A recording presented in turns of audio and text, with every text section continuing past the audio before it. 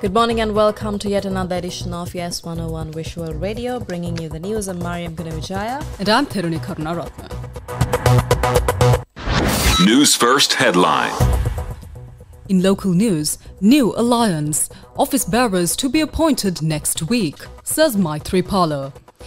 6 Sri Lankan fishermen on hunger strike in the Seychelles demand repatriation.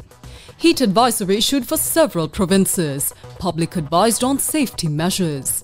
In international news, Elon Musk sues ChatGPT maker OpenAI over Microsoft links. And in sports, Saudi Arabia launches bid for tournament as sole contender to host 2034 World Cup.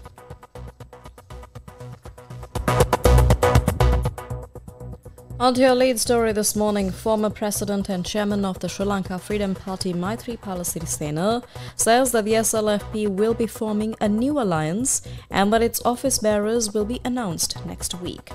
He says the symbol of the new alliance will be a chair, adding that the leadership will be decided later.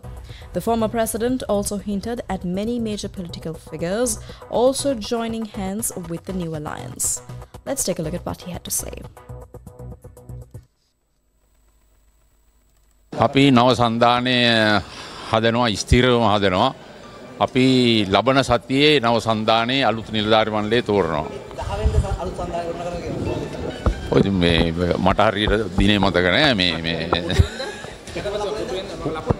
පුටුව ලකුණු.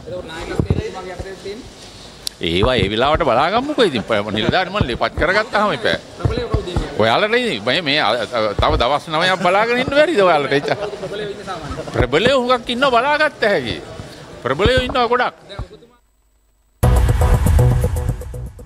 While 6 Sri Lankan fishermen who are being held at a port in the Seychelles following their rescue from an armed group have launched a hunger strike demanding their immediate repatriation.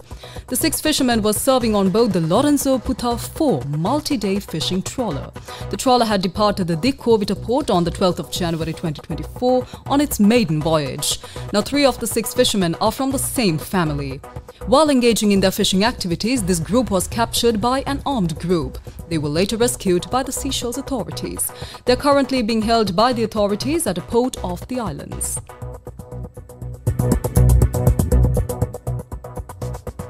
Meanwhile, issuing a heat index advisory, the Met Department says that the temperature felt on human body is expected to increase up to caution level at some places in the northwestern, western, southern and Sabargama provinces and in the Mana district today.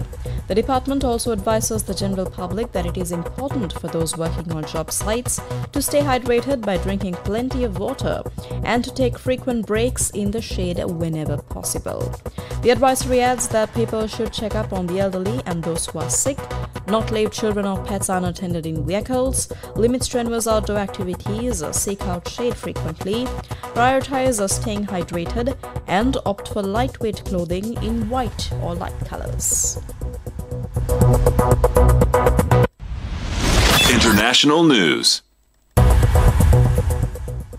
In news overseas, Elon Musk is suing OpenAI, the makers of ChatGPT, arguing that it has breached the principles he agreed to when he helped found it in 2015.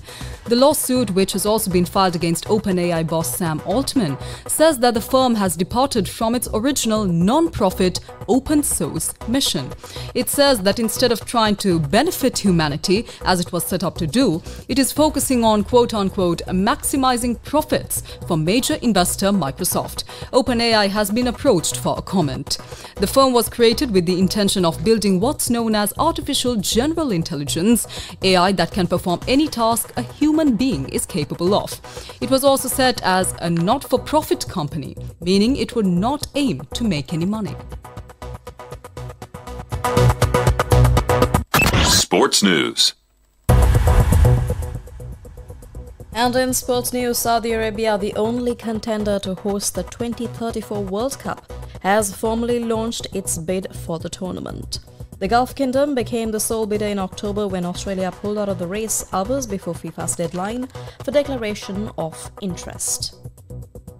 A FIFA Congress will confirm the hosts later this year. Now, despite being the only bidder, FIFA regulations require Saudi Arabia to formally bid for the tournament. Saudi Arabia has invested around 5 billion sterling pounds in sports since 2021, when the country's crown prince made it a key part of his strategy to diversify the economy. Thank you very much for joining us. For the Newsfirst team, I'm Mariam Ganavijaya. And I'm Thiruni Karunaratna.